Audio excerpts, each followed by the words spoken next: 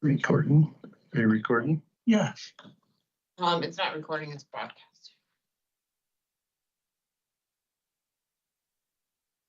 And we're just waiting for Harold. Okay, that's fine.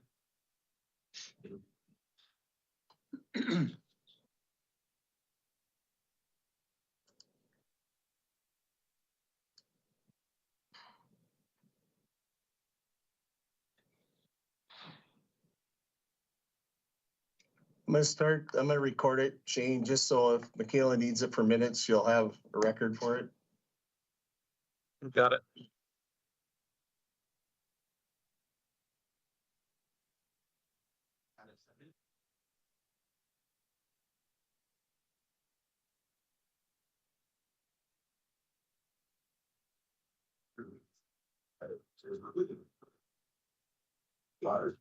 And just before we get started, guys, I have exactly an hour today.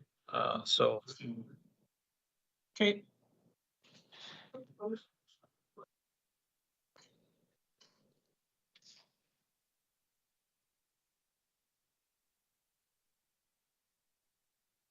He did. He was doing a little.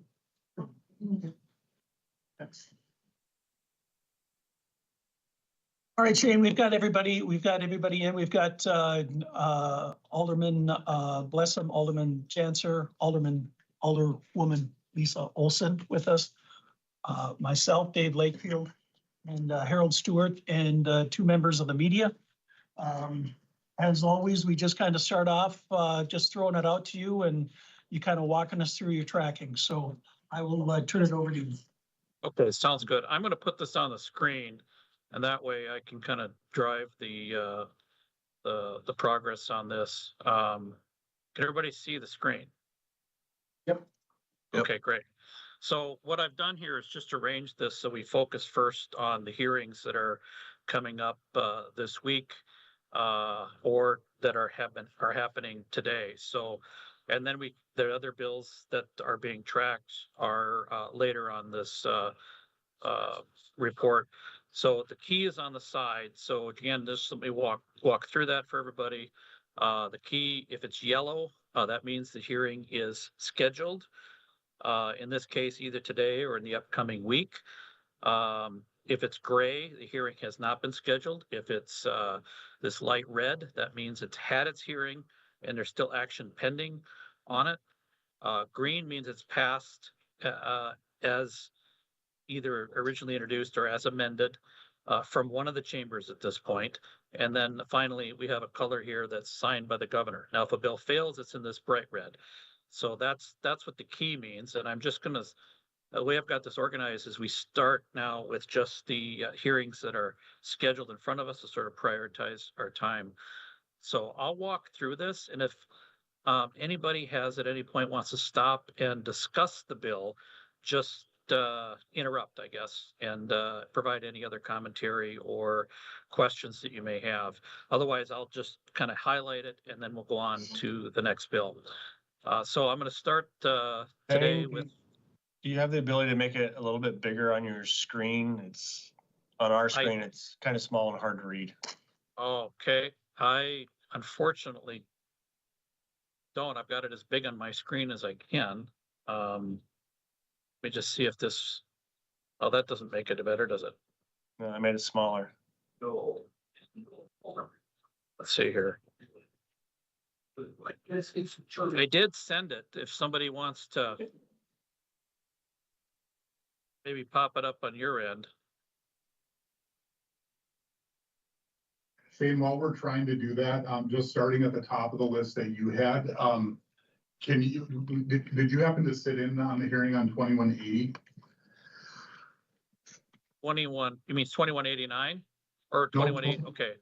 2180, it was at the top right there. That hearing was just this morning. Yeah, it just had its hearing this morning.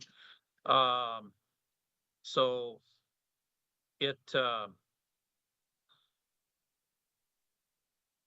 Mike, I was able to sit in on only a very part of it this morning, so I didn't get the whole thing. But the idea behind the bill is, as I've got on the summary there, it's to strengthen public participation rights. So it adds a new requirement that all public entity meetings must have this opportunity for public comments. And that they're not subject to approval by the public entity, can be limited to the amount of time each speaker is allowed to speak. So you can limit the amount of time, but for each speaker, but you'd have to have a public comment period. And So then there's some other.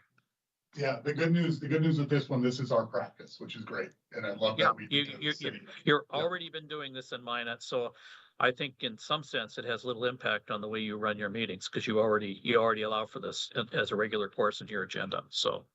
And that, I think that's a good thing. I did see some of the testimony, school side apparently doesn't look like this much, but in any case, That's right. Okay. Yeah. Yeah, there is opposition to the bill, so. But I would say in terms of impact, not much, because you're already doing it, right? So. Are you still looking to get something bigger on your side? Should I stop sharing mine, or? Yeah, there. Go ahead and go forward, and I'm trying to. Shane, Okay, one I'm gonna- last, can I Yeah. ask one last question on that? On, Sure. in 2180, it brings up a question that I have on the bill that we were working on as well, but there's a public entity phrase that's used throughout Century Code. And I'm getting conflicting feedback on what that actually means. Someone from, I believe it was from the AG's office, don't quote me on that for sure, it might have been League of Cities, one or the other, has told me that is, when the words public entity are used, it's meant to say those that receive public funds. Meaning, like the Menton Commission on Aging would be a good example of that, not necessarily a government subdivision. Do I have that right, or is that kind of used haphazardly? Because that's what I'm afraid of. Bigger. Well, my first answer would be, it depends on what statute you're talking about and how it's defined, depending on the particular subject matter. I'm not sure. So in other words, there can be variations of use of that term depending on how the statute's Don't worry structured. about me. You just want to sit Okay, there. because this one has it, right? So Yeah, if I remember right, 2180 uses the words public entity. I would think of that as subdivision. But if you use it the way the AG's office was suggesting, that could mean the Minot Public Commission on Aging could mean, and again, I serve on that board as part of my role on the council. And so does that mean that public entities, meaning they receive public dollars, must Right. have periods of public comment? And are the meetings even open for that matter? yeah, that could sweep that in, because when you use the word political subdivision, you don't mean those things. Public Right. entity is a broader term. Okay, so maybe that's the right way to think of that, is that public entity includes all government, a simple way to think of it, including subdivisions, but also those that receive the funds from those entities, where local subdivision versus state government, those are very specific terms relating to what they are. Is that a good way to think of it? I think so, it's just kind of a general thing, but I would, always go back to the definition that's in the statute. Okay, all right, So, anyway, that's enough of that. Are we good on our side though? Yeah, we're Okay. Thanks, Shane. have you got it up on your end? Yes. Okay, great. All right. So that's 2180. Senate Bill 2201 also had a hearing this morning. It modifies the primary residence property tax credit, expands and clarifies the definition and eligibility requirements for the existing $500 tax credit. And then it fixes the problem that was encountered with those folks who put their residence in trusts. They did not get the benefit of the primary tax credit. So this bill is an attempt to fix that. By and large, that's the fundamental purpose of this bill. And that had a hearing today, this morning at 10:45. And I don't know if that hearing's been concluded yet or not. It might still be going on, probably concluded, but 1141 has a hearing on Monday. And this bill is at 10 o'clock on Monday. And the bill amends North Dakota law regarding the use of public services and property for political purposes. By the way, you already can't do that. You can't, use political property in your political time or your time for political purposes. But this bill specifically prohibits state political subdivisions from using public funds, to support or endorse private organizations that have previously endorsed candidates or ballot measures within the past 10 years. It allows individuals holding public office to be personally liable for violations outside their official duties, and provides a mechanism for filing complaints with the State Ethics Commission. So there's some definitions then that go on with the statute, but again, that bill is up at 10 a.m. on Monday. And so quickly on that, Shane, I think we touched on that last week, but there was a couple did. there was a couple that weren't here. This, if it's retroactive, would actually prohibit us from using MACEDC because they took a stance on Measure 4. And Shane, I don't think anything's changed that makes us have that question, right? Yeah, and I think that question of retroactivity will likely be something that comes up during the hearing too. So we'll get some probably clarity of what the intention is on that, whether it's just to move forward prospective bill. I would expect that there'd be issues of is it fair to if you were to move forward with this bill, is it fair to go back in time when people didn't know about this? Or, is it, that's the argument for prospective. I expect that that'll be part of the debate. Right. Right. Another bill up on Monday is House Bill 1289. This is at 9:30 on Monday. It creates a partial property tax exemption for residential property owners in North Dakota, provide in-home care to a qualifying direct relative who is unable to care for themselves. So specifically, the bill allows property owners to receive a 50% reduction in the taxable valuation of their residential property if they're caring for a direct relative. And so the idea here is a family member that's close to, but also extending out to even nieces and nephews who are physically or mentally incapable. So we'll see where that one goes. I'll move on to House Bill 1353, also up on Monday. And this one introduces new limitations on property tax levies by local taxing districts in North Dakota without requiring voter approval.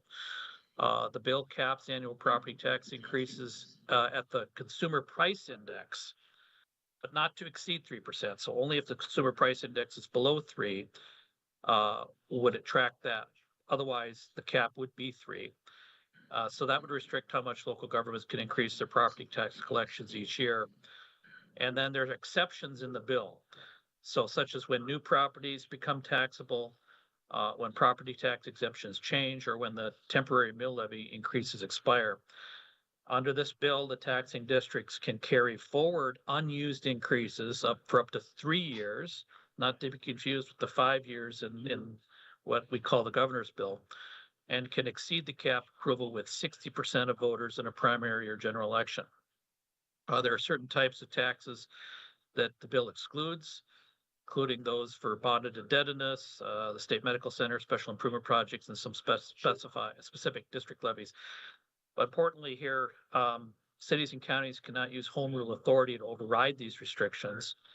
And the consumer price index and taxing district will take effect for the taxable years beginning, this taxable year. So that would you'd have this year to kind of get ready to prepare for the new property tax levy constraints. So Shane, just to clarify one thing, because it's a good place to do this probably. I hope that you understand that there was no action taken by the city of Minot that contemplated whatsoever that we would not follow the law should it become law that we cap. Okay, that has become a little bit of a scuttlebutt down there, and that was not at all contemplated at all. You said that. I've heard that too, Mike, and I have been trying to carefully explain in the conversations I've had precisely what the vote was, because there is confusion about what the vote was. So, and I've heard that as well. I'm going to represent it factually and accurately when I'm asked, and I have been asked. And so, but it is important to know that some have misinterpreted. So, Yep.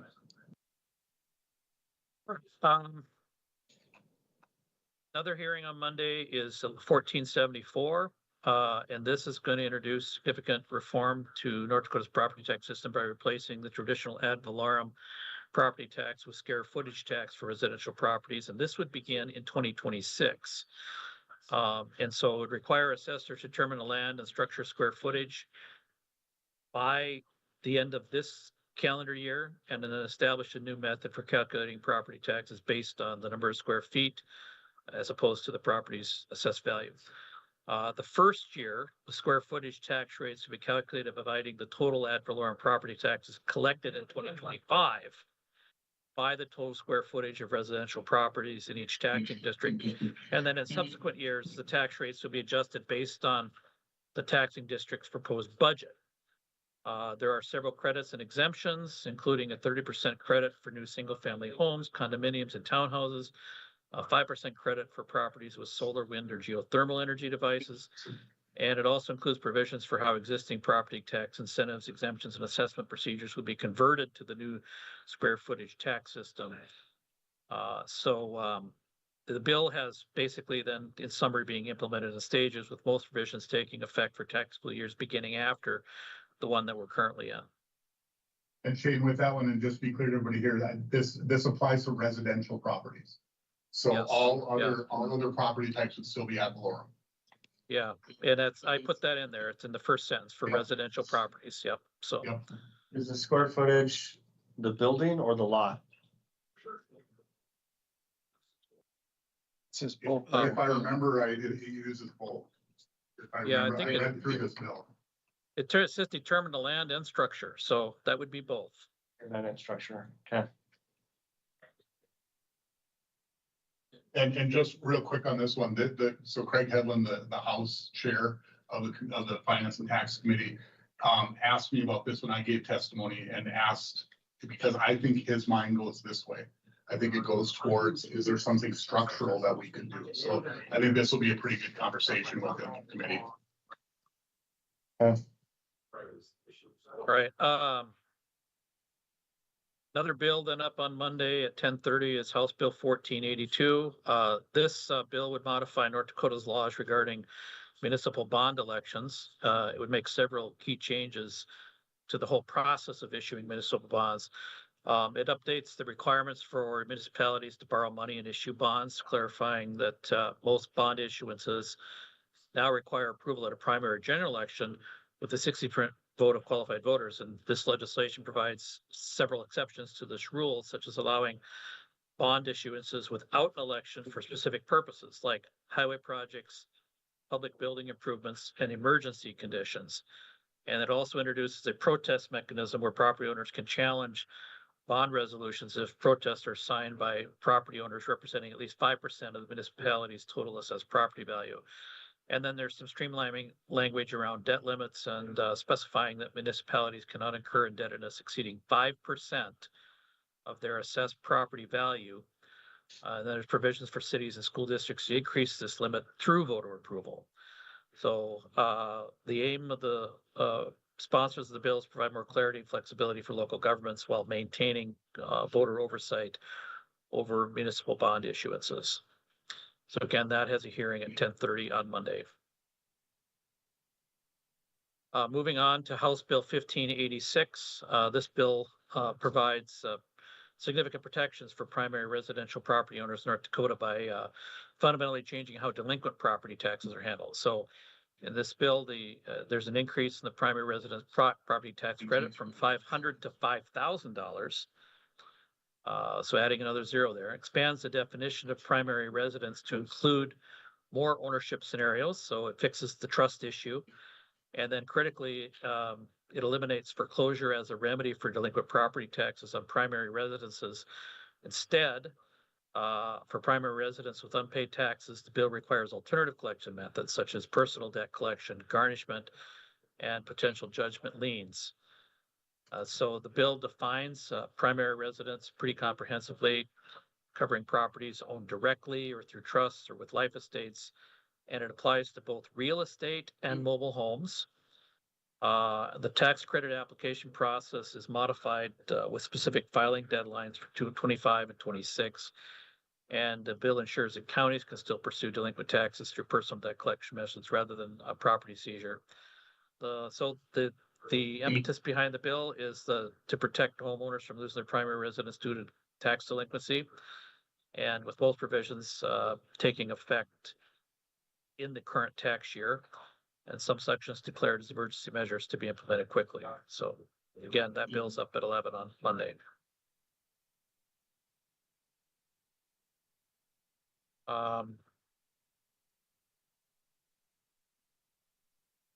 So there was a little problem with the content out of Legislative Council in this bill, but from the bill title, a very basic summary here. The bill seeks to provide financial funding to the North Dakota Insurance Commissioner to utilize a grant for North Dakota's Firefighters Association.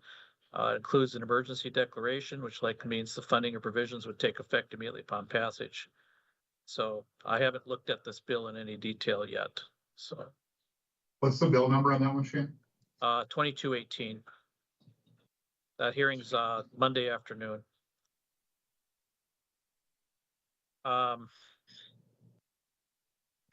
Senate Bill 2020 is also up on Monday morning. And this bill creates new operational guidelines and training requirements for law enforcement agencies and officers in North Dakota, specifically addressing human trafficking, prostitution, and commercial sexual exploitation of children. And it requires law enforcement agencies to develop detailed operational procedures for investigating these crimes. And so they must include specific protocols for criminal investigation, suspects arrests, victim assistance, and victim service connections, with the Attorney General providing assistance in developing those guidelines. There is a mandate in the bill that the Peace Officer Standards and Training Board establish a comprehensive training and education program for law enforcement officers and state's attorneys, and which must be trauma informed and victim centered. And the training program would be structured as a 10-hour initial requirement for new officers at the Law Enforcement Academy, and a 5-hour continuing education requirement throughout an officer's career. So again, that one's up at 10:30 on Monday. Next bill up on Monday is Senate Bill 2225. And this bill would provide 50 million appropriation from the SIF fund to the North Dakota Department of Commerce for housing. It's a housing bill aimed at affordable housing infrastructure development. There's been some publicity and news on this bill. And the funding is allocated across different community size categories. So there's 10 million for communities under 5,000 people, 20 million for communities that are over that, but under 20, and then 15 million for communities over 20,000 people. So that's where mine would come in. And then 5 million for rural metropolitan areas near larger cities. For communities over 20,000 can receive a maximum grant of 1.5 million. And the department must ensure there's matching grants on a dollar for dollar basis from the political subdivisions or local developers or private sources. It allows a community to identify specific housing needs and develop cooperative solutions with the department establishing grant guidelines. And so then there's some other things about the grant administration and reporting that are in the bill as well. So a quick question on that. So we are over 20,000, but we also recently became officially designated as in having to create the Metropolitan Planning Organization.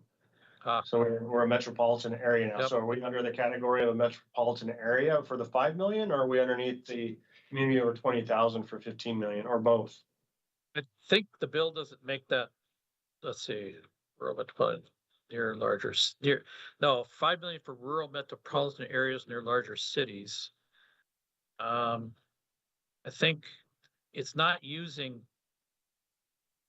that distinction so much.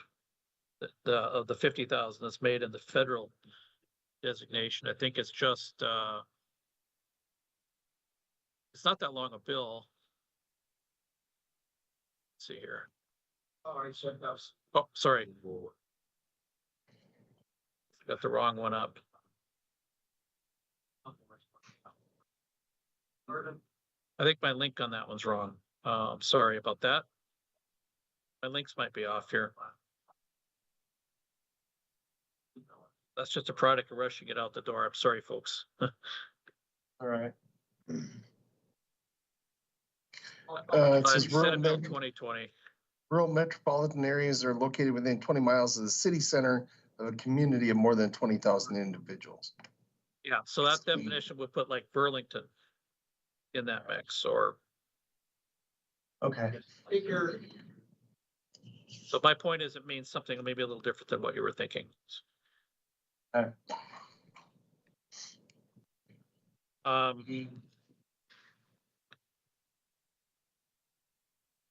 All right. Senate Bill 2240 is also up on Monday. I don't know if we want to be tracking this or not. I put it on here.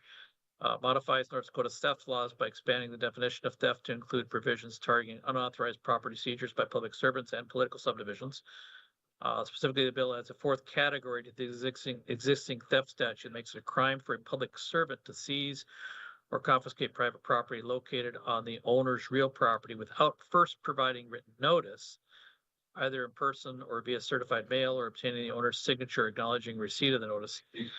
The bill also creates a new section of law that prohibits political subdivisions, including home rule cities and counties, from seizing an individual's personal property from their own land without following the same notice requirement. So the aim is to protect the bill, and the proponents of the bill is to protect property owners by ensuring they receive proper notification and then have an opportunity to respond before their property can be seized.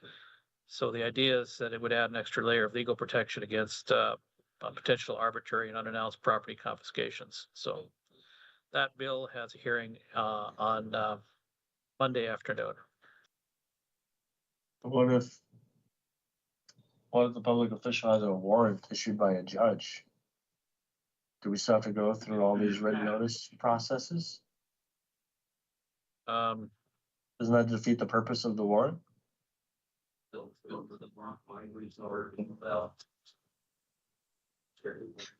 I don't have the depth of knowledge on that to answer your question on that one, so I'm sorry. Yeah, I'm in the version that I sent out. I'm noticing my links are all off, maybe by a few bills. So I apologize. We'll get that fixed and send you a new one after this, but Is this bill number? 2240, you said. Welcome. it's 2240. So don't use the links in the document I sent. They're not working for me either. They take you to a different bill. The macro that I'm using to try to connect the bill numbers with their links got off here on me, so I apologize for that, but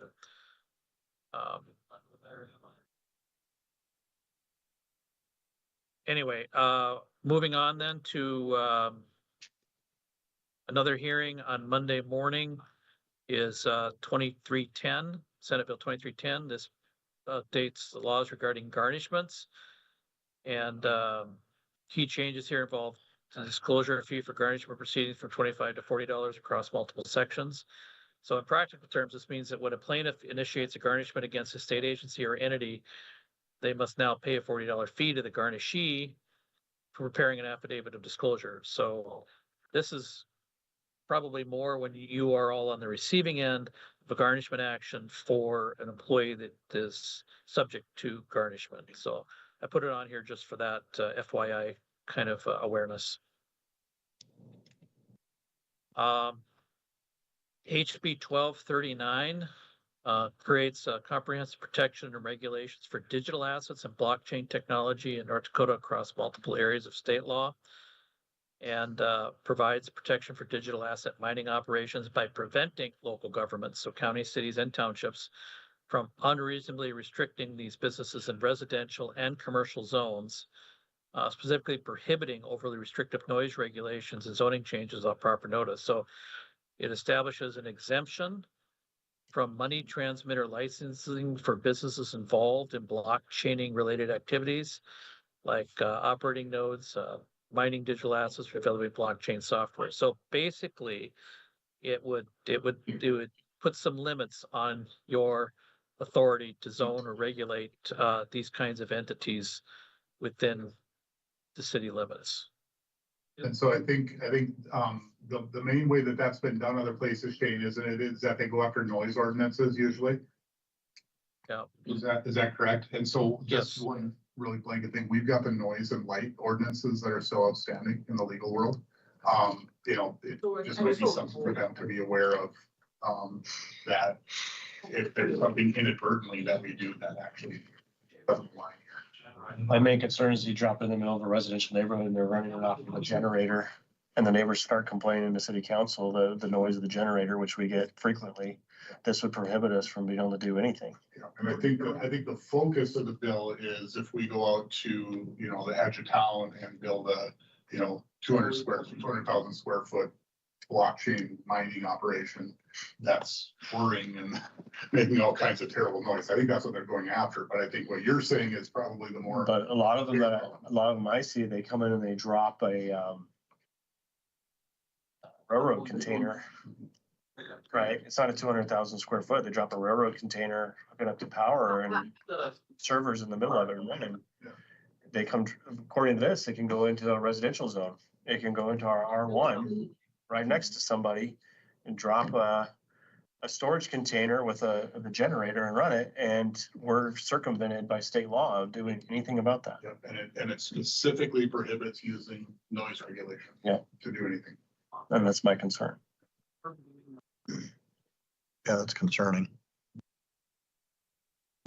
All right, anyway, that's a hearing on Tuesday, if that's something you want to weigh in on. Next, also on Tuesday is House Bill 1329. This is a new bill. This new bill have requirements for transparency in government spending and training for school officials. I just put it on here for kind of an FYI. It's as well. The bill also requires the state treasurer, though, to establish a comprehensive public accessible online government spending database that will include detailed expenditure data from various government entities, including budget units, political subdivisions, school districts, to higher education institutions. So the treasurer would be updating this database monthly, and it would include specific details for each expenditure, such as the payment amount, date, recipient, paying entity, and employee position. It'll have search capabilities, data aggregation tools, download options, and anonymous salary information. OMB is supposed to work with state treasurer, establish the data submission standards and ensure compliance. The bill has an appropriation of $350,000 for establishing and maintaining the database and becoming effective July 1 of 2026. What's that bill number? That's House Bill 1329. And why is the salary information anonymous? Because that's currently open public record by state law. Yeah, that's an interesting provision there.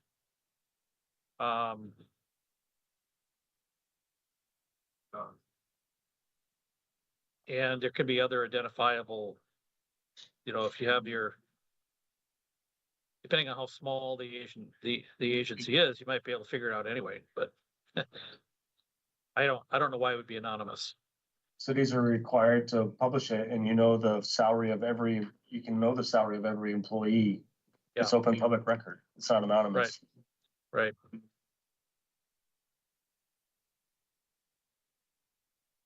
Moving on to House Bill 1534. It's got a hearing on Tuesday at 10 a.m.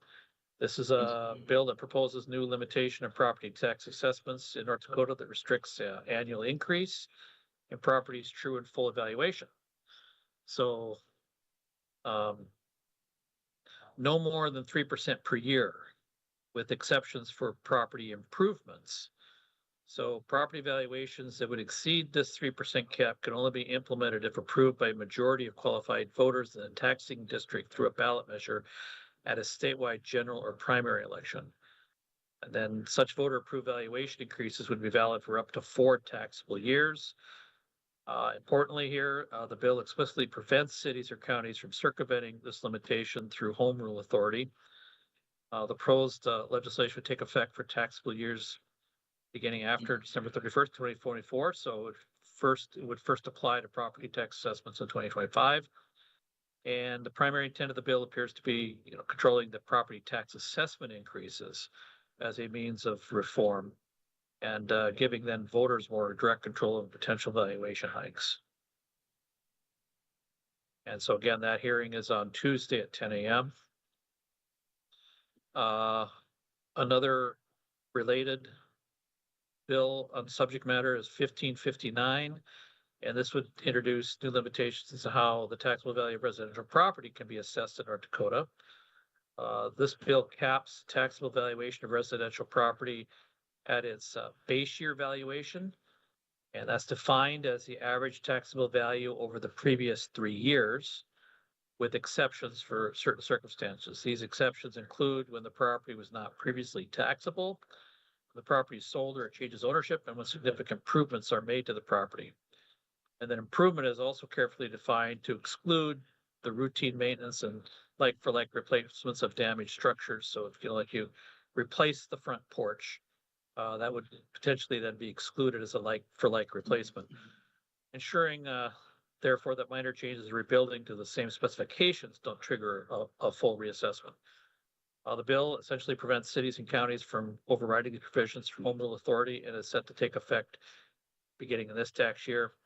And it appears the primary intent is to protect homeowners from rapid increases in property tax assessments by limiting how and when property taxable value can be raised, and presumably to help to provide more predictability and stability for residential property owners.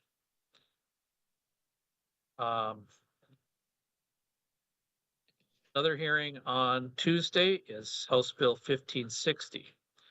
And this bill creates a property tax reduction program for long-term homeowners in North Dakota. This one would provide 100% taxable valuation reduction up to $18,000 for homeowners who have owned their primary residence for 30 years or more.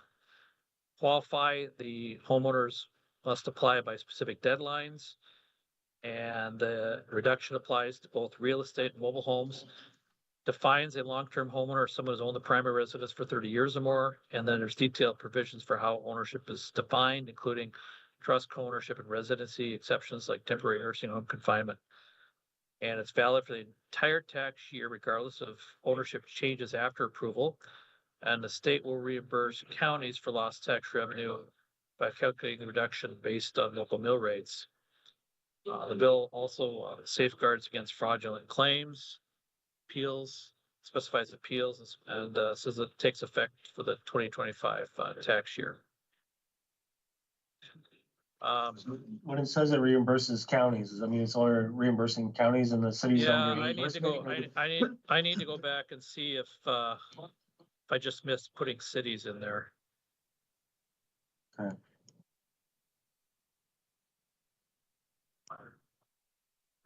Or does the county get the city's money and we have to go ask them for it and they can choose whether or not to give it to us? Just checking on this here.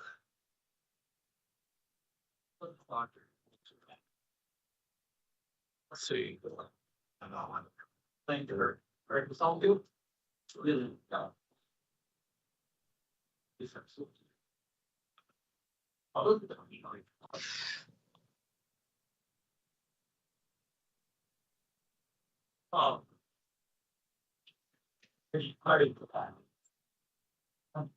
Really.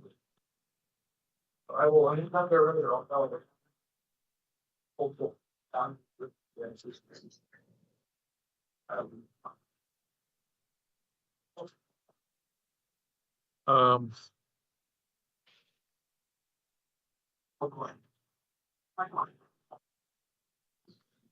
Distributing the county and the taxing districts of the county. So So it looks like it's just county, yeah. so in point 14, Shane, in the new point 14, let me see if I can get a page for it here, page 9. In Okay. point 14, doesn't it say the county treasurer shall distribute to the county and to the taxing districts of the county? So That's it. That's it. So it goes through the county. You're right. That's where it is. So it does go through the county then, and then the county has to distribute to the taxing districts. Yep. Okay.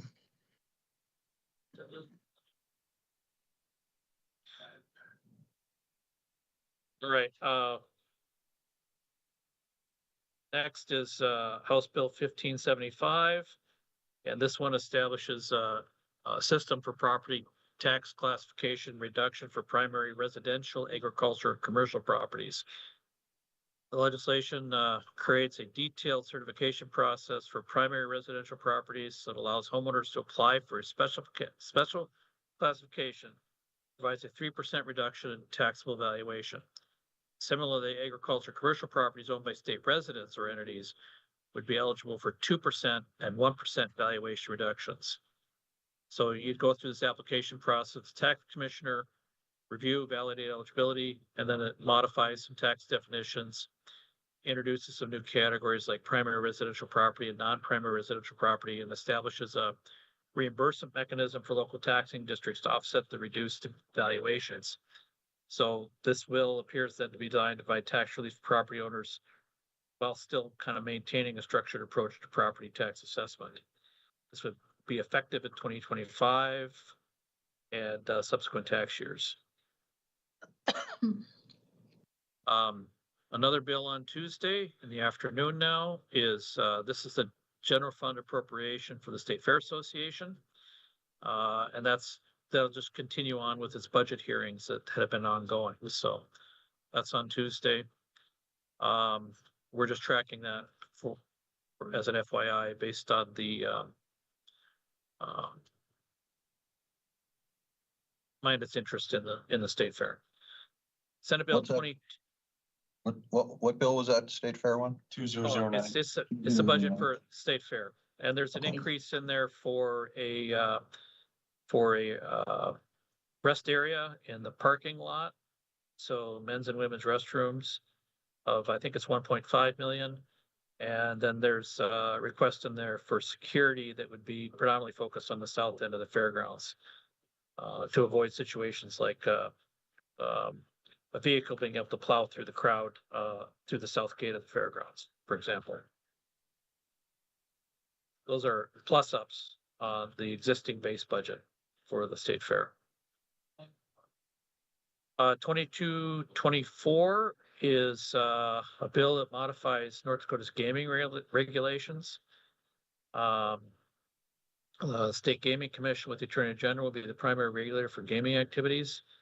It eliminates the 5-member gaming commission. And I put it on here for, as you get into the bill, it gets into uses, educational, charitable, public spirited uses, and just tracking it as an FYI to all of you there, so. And Shane, this came out, is this also come out of the study that was done on charitable gaming? Because just again, for everybody there's a big push right now to sort of clamp down a little bit on charitable gaming, because it's kind of got out of hand a little bit all over the place. So, and it sounds like this might be related to that same idea. This is related. Myrtle really sort of led the charge on some of that. This one, she's not on this one, which. She is. No, she is. Myrtle and Senator Lewitt. Oh, I'm Myrtle's sorry. present. Yes. Yeah. Yep. Okay. Yeah, this is part of that reform. You're right, Mike. This is part of that reform. Okay. Yep.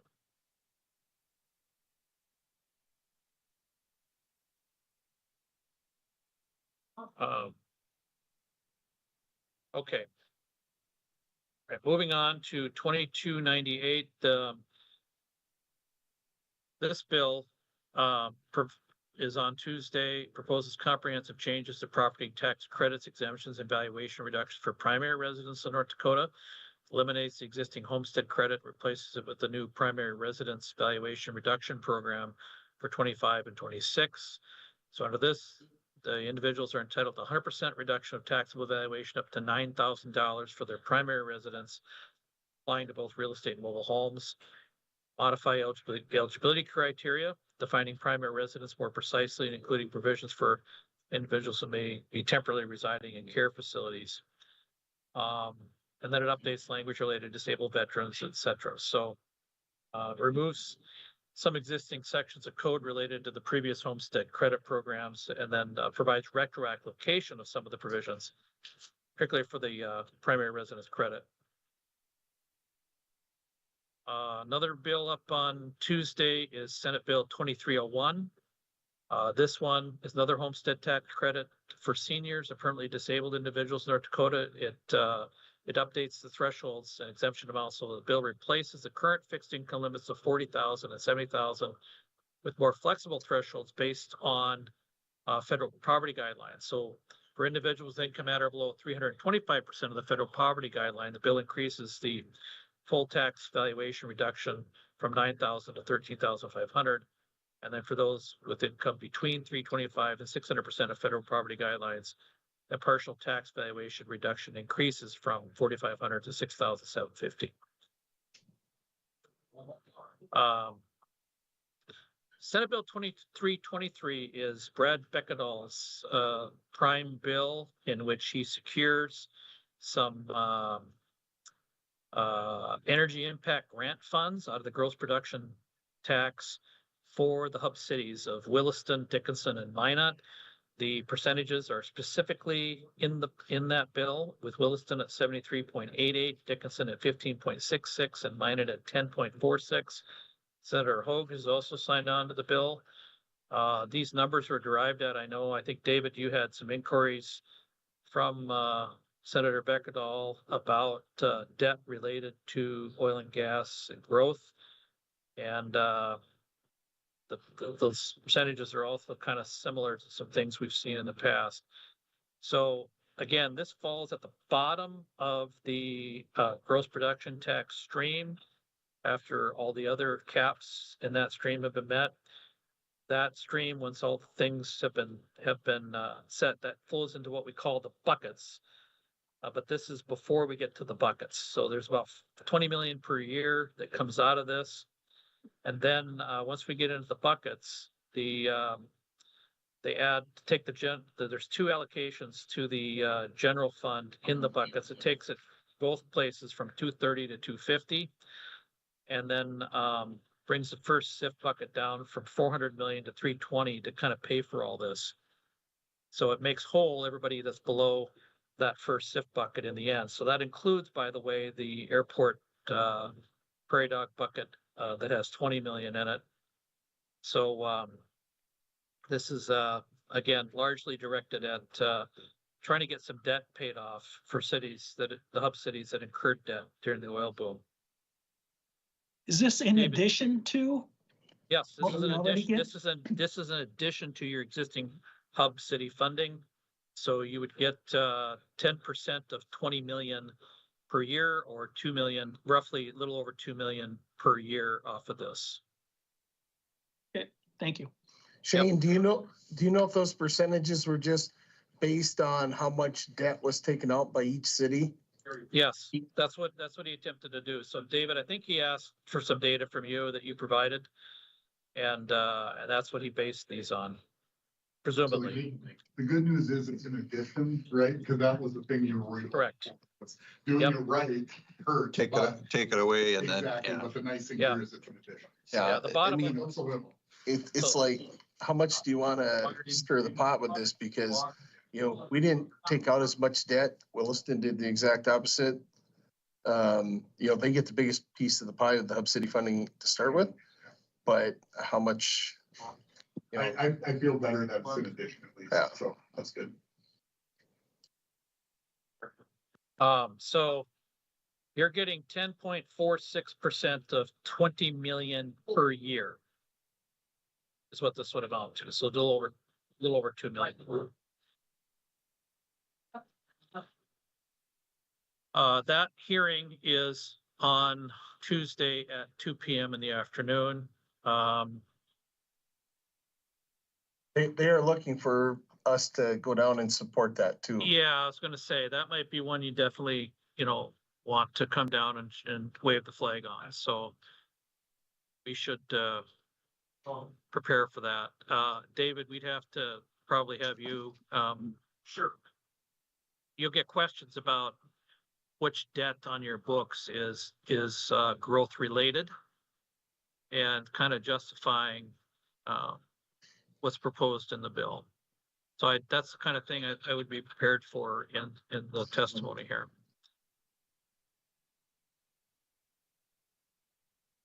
So with a 2 o'clock hearing, we'd have to upload probably by 1 o'clock or so.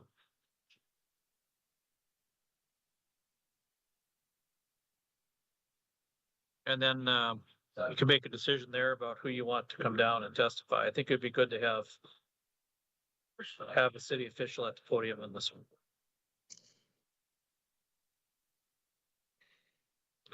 All right, moving on to HB 1309.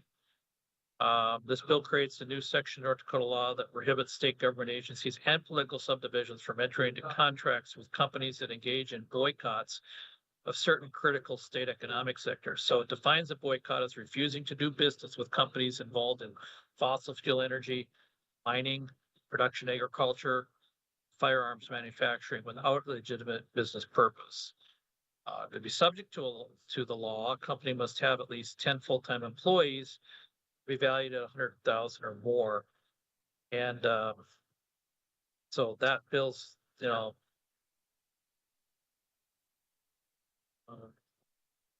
it says that government entities must now require potential contracts to provide written verification that they're not engaging in such boycotts and are not on a state investment board's ineligible list. And there's some exceptions if the goods or services are not otherwise available on commercially reasonable terms, or if the requirement would conflict with the entity's constitutional or statutory duties, and applies to new contracts entered into after the effective date, and existing contracts that violate the law cannot be renewed then without obtaining the required verification.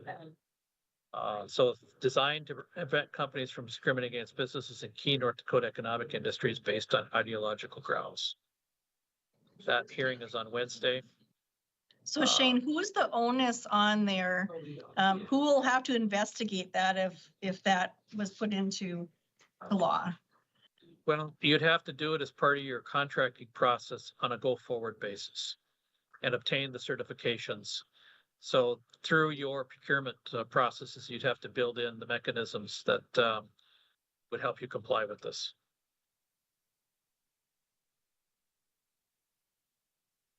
Yes. That is. So yeah, basically you'd be writing these things into your contracts. I think. I know where you're So- going. Have to be part of our RFP process. Sure. Yep. We put it in there that they Right. would have to respond to us whether or not they've boycotted anyone of this, and then we'd have to take that consideration if we award the contract or not. Is that? And then So they would any have due- to disclose it. And any due diligence you do should be focused on whether you can find evidence that they have, right? So that you can verify that they're telling the truth about their assertions. They are typically kind of things you would do in due diligence. That would become part of that process too. Okay.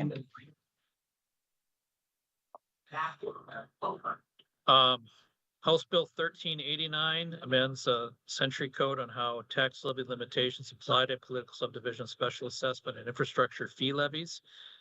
This bill removes language that previously prohibited tax levies for special assessments and clarifies that tax levy limitations will not apply to levies by counties, cities, school districts, park districts, or townships for paying special assessments and certain infrastructure fees defined in specific state code sections. It allows the political subdivisions to levy taxes beyond normal limitations to cover special assessments and infrastructure fees while maintaining the existing provision that any surplus in the special assessment funds after all assessments are paid must be transferred to the political subdivision's general fund. We talked about this last cycle too, by the way, this accumulation of special assessments and where they go. And so this provides more flexibility for local government entities to fund infrastructure and special assessment projects without being constrained by standard tax levy restrictions. So that is on Wednesday at 9:30. House Bill 1454. It's a new section of North Dakota law that restricts government entities' ability to mandate medical products. And the bill defines a medical product as any product used to diagnose or manage a disease, including medical devices, drugs, or biologics. So under this legislation, state agencies, political subdivisions, other government entities would be prohibited from requiring individuals to take, receive, or disclose their status regarding a medical product unless the manufacturer of that product is willing to accept full legal liability for any deaths or serious injuries that might result from its use. So the bill, in my view, appears to be designed to provide individuals more choice and protection regarding medical treatments, particularly in situations where product manufacturers may not be willing to assume complete legal responsibility for potential adverse outcomes. So Shane, do you read this to say that, a local sub could not require a vaccine? Is that kind of the main purpose here? I believe so. I think that's it. Yep. Does it have any impacts on medical marijuana? No, it's defines medical product as a product used to diagnose or manage a disease. Oh, So if marijuana, well, I suppose it would then, wouldn't it? Yeah. If it's medical marijuana, yeah, okay. So we still have a bit of an issue with our employees that have CDLs. That even though medical marijuana is allowed, if they test positive for it, they fail the federal test and we can't issue a CDL and they can't operate vehicles. And I think this undermines our ability to comply with federal law. If that's covered under, This says we can't require them to take it. Yeah, I think it's the Yeah. opposite sense in this case, but. Yeah, it is, yeah. I was like, are you gonna require us to use pot? I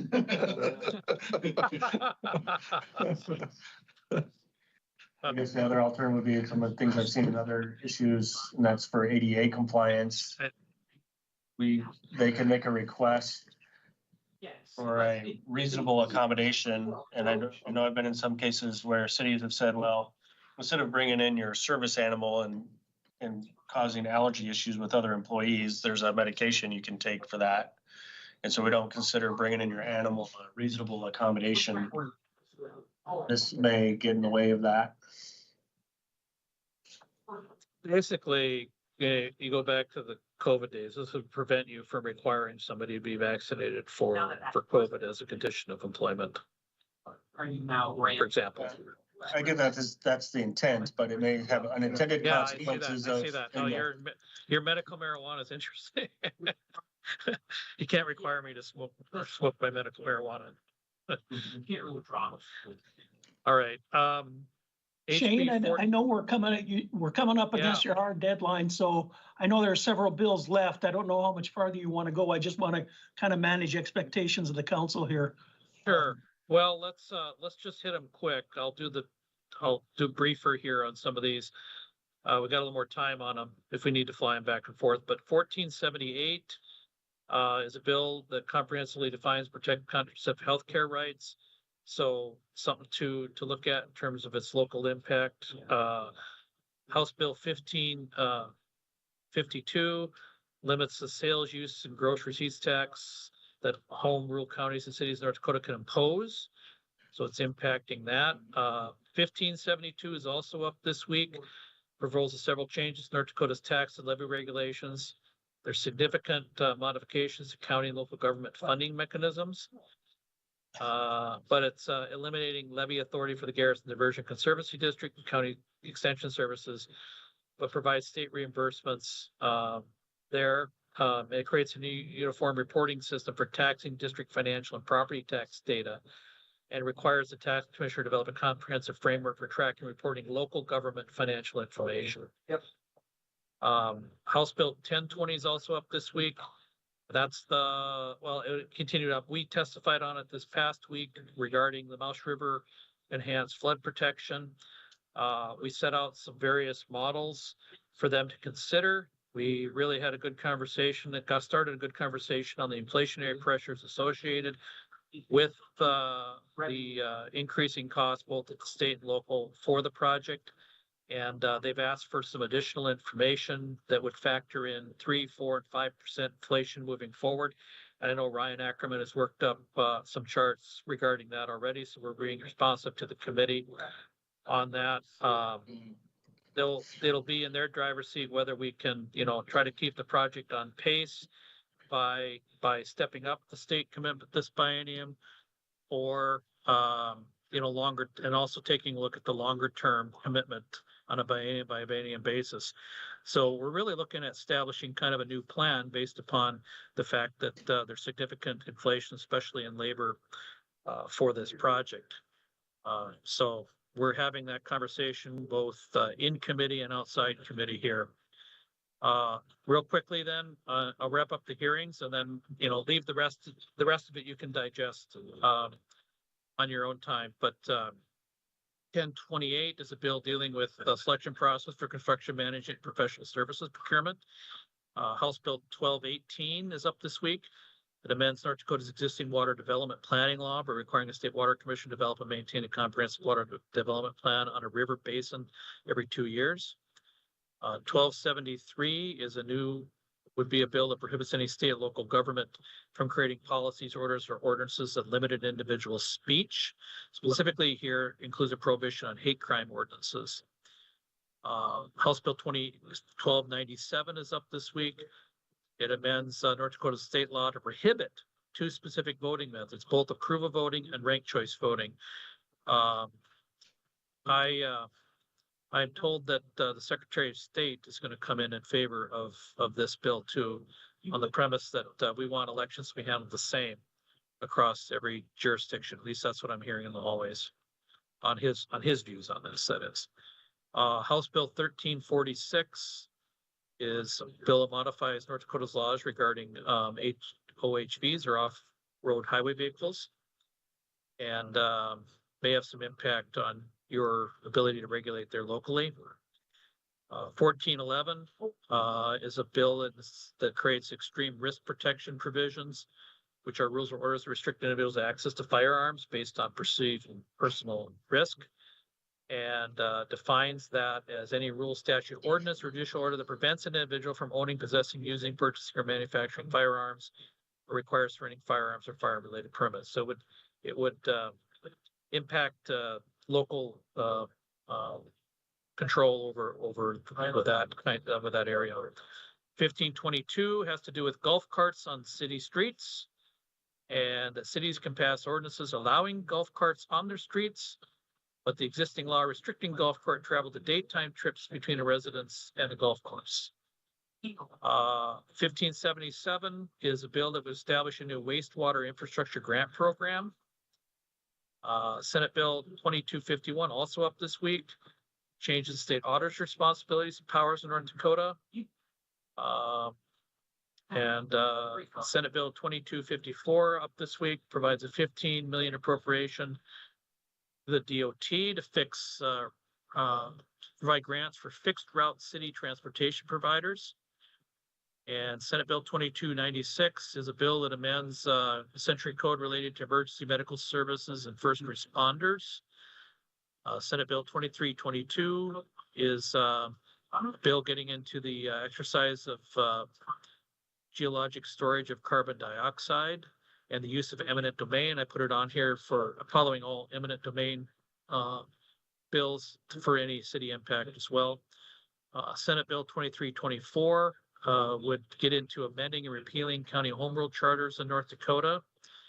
And then final hearing up this next week is 1371, amending North Dakota's Uniform Group Insurance Program to provide special insurance benefits for retired peace officers. So again, if there's any bills on here that you want my input on, assistance in appearances, testimony development, I guess, follow up with a phone call or email. And as always, I'm happy to help with logistics of that. And then I'd invite you to take a look at the other bills that are also color coded on this tracking sheet. But you can see next week is very busy. It's a lot going on and a lot to keep track of. But if you have any questions at any time, any of you, just let me know. I can get more information. I will fix the links and send you a refreshed form here. I apologize. The macro I was using to try to put the links in with the bill number got off here as I was moving stuff around. So I'll fix that and send you a new one with all the fixed links as soon as I can manage getting that fixed. So. Okay. Any questions before I depart? I got to go jump on another meeting, but Thank you, Shane. Shane. all right. Thank you. All right. Yep. Sorry, it sounds like the main thing they just have to figure out is who's gonna go on 23, 23.